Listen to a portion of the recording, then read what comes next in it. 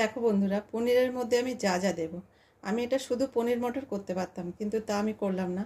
কারণ আমার বাড়িতে যা সবজি ছিল সেগুলো দিয়ে আমি পনির বাহারি করে দিচ্ছি। দেখো বন্ধুরা, তেল গরম হয়ে গেছে, পনির আমি ভাজবো। তো আমি এখানে অলিভ অয়েল ইউজ করেছি রান্না করার জন্য। শনিবার দিন সাধারণত সর্ষের তেল খাই না, তাই আমরা অলিভ অয়েল দিয়েই রান্না করি। তো এখানে একটু তেলের মধ্যে একটু লবণ দিয়ে দিলাম। অনেকেই পনির কেটে লবণ জলে ভিজিয়ে রাখে, কিন্তু আমি তা করি না। আমি পনির তেলের মধ্যে একটু লবণ দিয়ে পনির ভাজতে শুরু করি।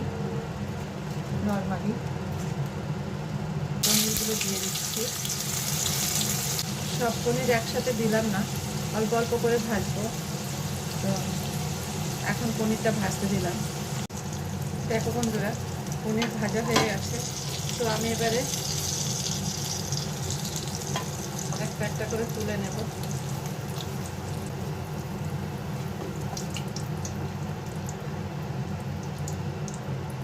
বাকি পনিরগুলোও দিয়ে দিলাম।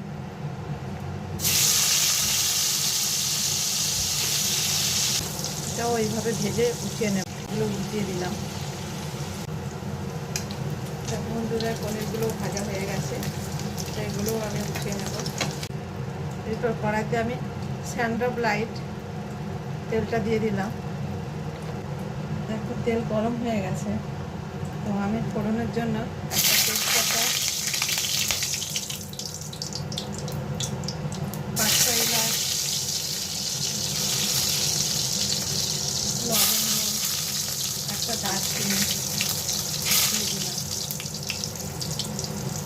দিয়ে দিলাম একটু পাঁচফোড়ন,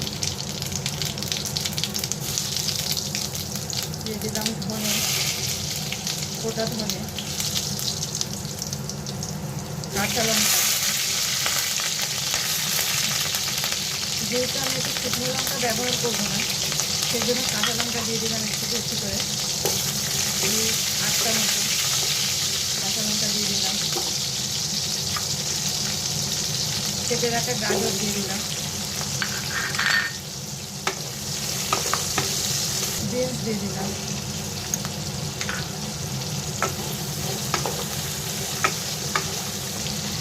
ক্যাপসিকাম দিয়ে দিলাম, একটা বড় ক্যাপসিকাম, 1 বাটি মটরশুঁটি।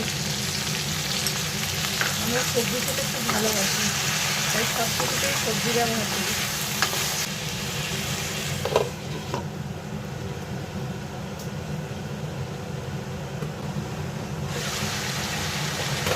ঢাকা খুলে নিলাম। এর মধ্যে দিয়ে দিলাম গ্রেট করা আদা,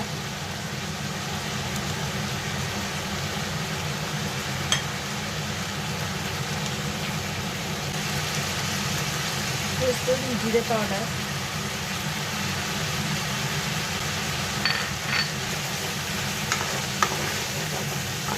টমেটো, 2টো বড় টমেটো,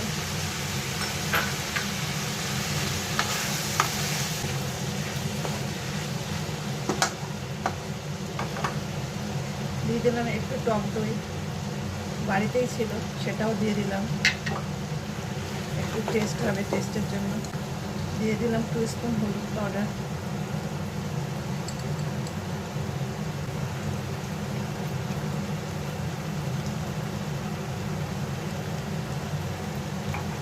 তিন স্পুন লবণ দিয়ে দিলাম।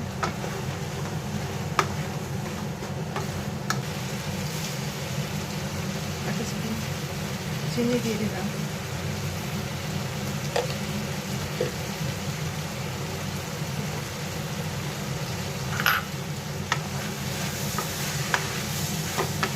ঢাকা দিয়ে দিলাম।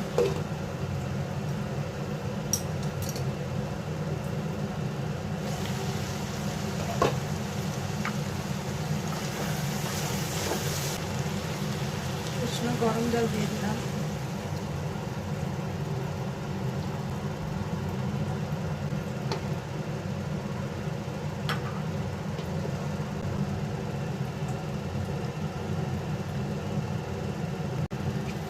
ঢাকনাটা খুললাম। দেখো বন্ধুরা, শুকনো লঙ্কা দিইনি, তাও কত সুন্দর লাগছে এবং কি সুন্দর ফুটছে। সব সিদ্ধ হয়ে গেছে, যদিও আমি এতটা ঝোল রাখবো না। সবই সিদ্ধ হয়ে গেছে গাজর টাজর। তো এর মধ্যে আমি পনিরগুলো দিয়ে দিলাম।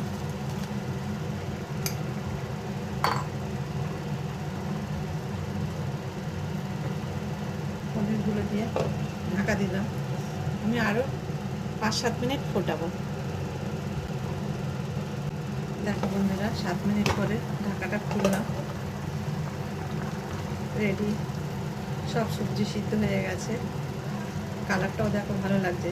আমি কিন্তু একটু শুকনো লঙ্কা এতে ব্যবহার করিনি, কাঁচা লঙ্কা দিয়ে রান্না করেছি। পনিরের রকমারি, এটা আমার দেওয়া নাম, কারণ আমি আগেই বলেছি যে আমি আমার মতো করে রান্না করি। এটা ওটা সেটা যেটা বাড়িতেই থাকে সেটা দিয়ে একটা রেসিপি বানিয়ে রান্না করি। ধনেপাতাও দিয়ে দিলাম। তো পনিরের রকমারি কমপ্লিট। তোমরা সবাই একবার বাড়িতে বানিয়ে খেয়ে দেখো, ভালো লাগবে। ঢাকা দিয়ে দিলাম।